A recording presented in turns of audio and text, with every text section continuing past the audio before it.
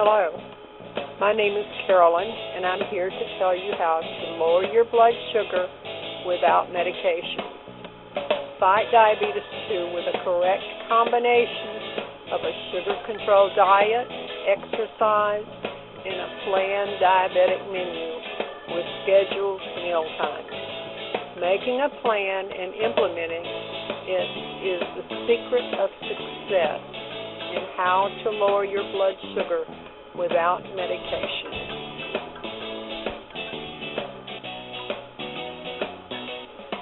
How to lower blood sugar without medication is the beginning of a new way of living. Most diet programs available today could be adapted to keeping your blood sugar in control. However, you must plan your calorie intake each day to match what your caregiver has prescribed for you, whether it is 1,200 calories or even 2,000 calories, depending on your body size, your gender, and your activity level. So let's get started.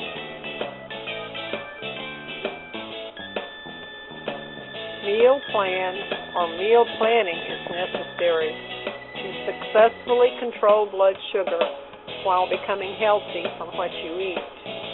The first step is to plan your schedule for meals.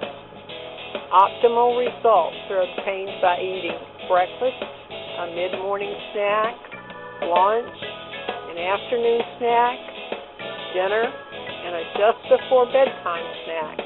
In other words, 6 meals every day.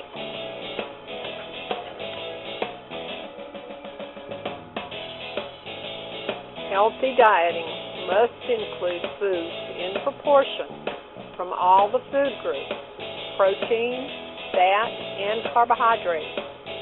These food groups include most vegetables, fruits, grains, nuts, and beverages. Protein in small amounts in each and every meal and snack is required to make the sugar control diet work at its best.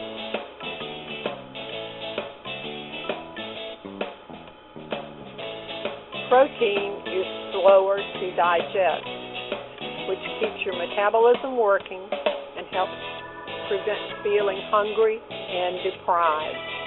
Acceptable proteins include lean red meat, ideally no more than 3-ounce servings 3 times per week, unbreaded fish, unbreaded chicken, raw nuts, eggs, cottage cheese, and unsweetened, plain or flavored yogurt can be used to satisfy your requirements for protein, which should be 10 to 35% of your overall diet.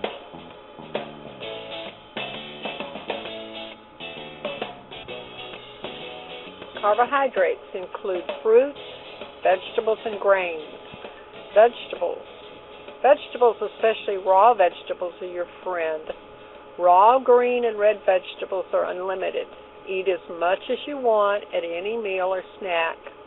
Some vegetables have the reputation for burning more calories than they provide, especially celery. Lettuce, cabbage, broccoli are great treats when combined with a homemade yogurt dip flavored with 0-calorie spices from your spice rack. Cooked vegetables, regardless of the color, and yellow or orange vegetables, and potatoes, rice, and bread are in the measure category. 1/2 cup equals a serving, or the equivalent of 1 slice of bread, and must be calculated into your daily calorie allowance. The exception is corn, creamed, or whole kernels, which is 1/3 cup. But findings are that corn on the cob is not quite as bad.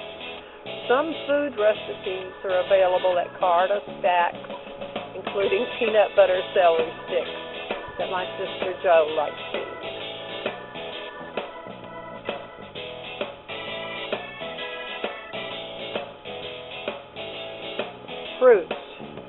Fruits include almost any fresh fruits or berries, except for mangoes and bananas, which must be limited. No fruit juice, except as listed under beverages. because fresh means fresh, so no canned, dried fruit. You can use frozen juices if no sugar is added.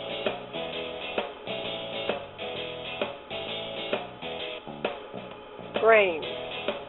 Some diets restrict bread, oatmeal, grits, and rice. However, I often have a sandwich for lunch, including 2 slices of bread.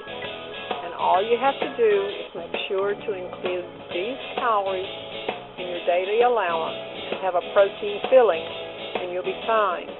The body needs a certain amount of carbohydrates for quick energy while waiting for the protein to digest. Often at dinner I have a small baked potato with 1 tablespoon of regular sour cream, and that's just fine. You just have to keep track of the calories in the food that you eat, and you don't really have to give up foods that you love. Just eat them in proportion.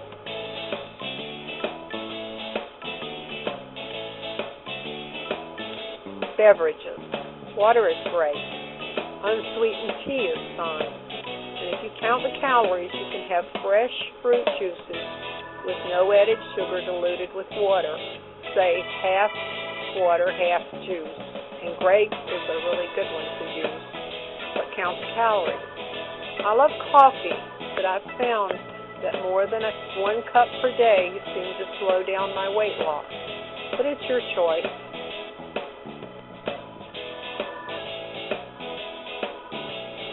Not listed so far, but very important is fat. Every diet should include a small amount of fat. You can get this from lean red meat, oily fish, certain nuts, olive oil as a salad dressing, canola oil. You need an amount daily equivalent to 3 pats of butter. Fat helps with the sugar control, as its digestion takes longer than carbohydrates, so it helps maintain a level sugar rate with a lot fewer spikes and lows. Forget the fake butters, because what is in them is worse than the fat. Okay?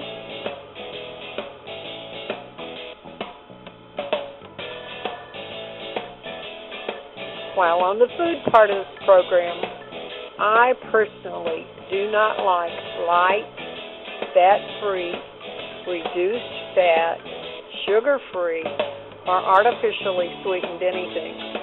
Besides their unpalatable taste, they often contain more calories than the original because of attempts to make them taste acceptable.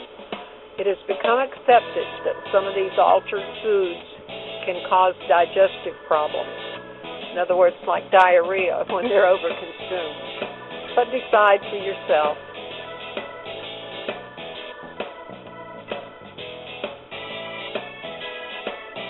Final recommendations regarding the diet part of the controlled blood sugar plan. There are certain supplements and herbs that can help control blood sugar. 2 that I use are cinnamon and chromium. But do your own research or talk to a nutritionist and your health care provider.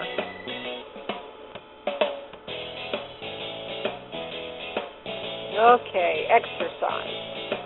Exercise is necessary to lose weight and control blood sugar and stop taking medications. Just like the scheduled meal plan, exercise should be on the menu every day. The easiest, least expensive, and probably the best exercise is walking. Walking uses your whole body, especially if you swing your arms when you walk, and some people carry little weights. 30 minutes a day or the equivalent is required. Riding a stationary bicycle if you can't walk or don't have a place to walk will meet your exercise requirements. If you can't walk for 30 minutes, break it up into smaller amounts, gradually increasing it until you can walk for 30 minutes, because the exercise is necessary to help control the sugar levels.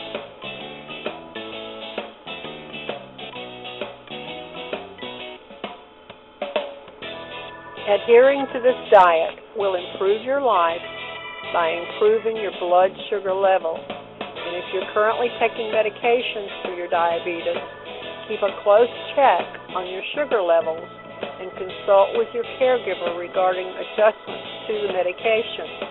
Losing weight usually reduces blood sugar levels and leads to having a lot more energy and less of that tired feeling common with uncontrolled diabetic blood sugar levels.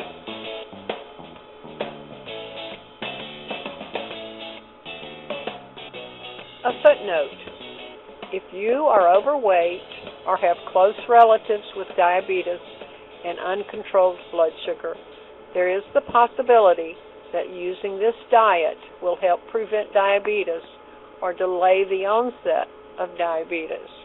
It's something to think about.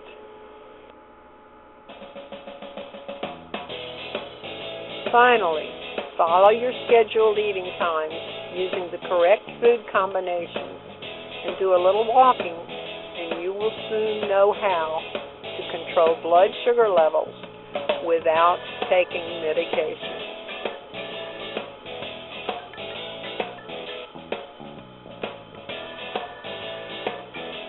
Just so you'll know, I am a retired RN who has lived with adult onset diabetes for more than 30 years without taking medication.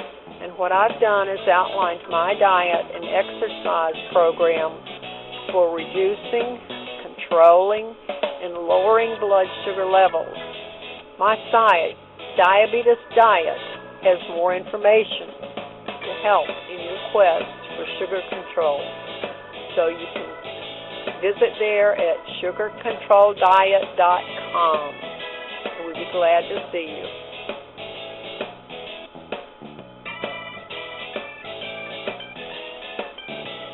My younger sister's Joella's fight with diabetes is detailed in a blog, Carbohydrates, with recipes and the ups and downs of trying to live on a diabetic diet.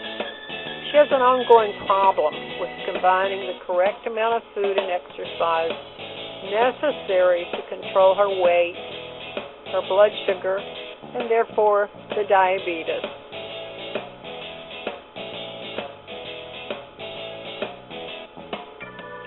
Visit sugarcontroldiet.com to pick up some tips and some meal planning and ideas from people that have diabetes that are managing it. And what you're going to learn is one thing.